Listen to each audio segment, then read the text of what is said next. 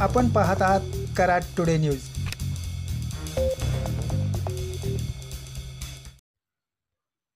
उपविभागीय पोलीस अधिकारी कराड व तळबीड पोलीस स्टेशनकडून संयुक्त छापा टाकत तासवडे MIDC येथून 6,35,00,000 रुपये किमतीचे कोकेन जप्त करण्यात आला आहे।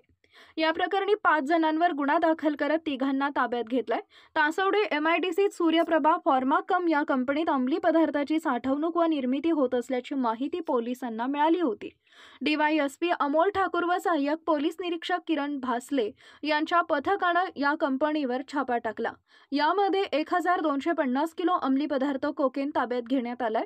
या प्रकरणी समीर सुधाकर पडवळ राहणार मलकापूर कराड, रमेश शंकर पाटील मल्हारपेठ, जीवन चंद्रकांत चव्हाण यांना अटक करण्यात आली आहे।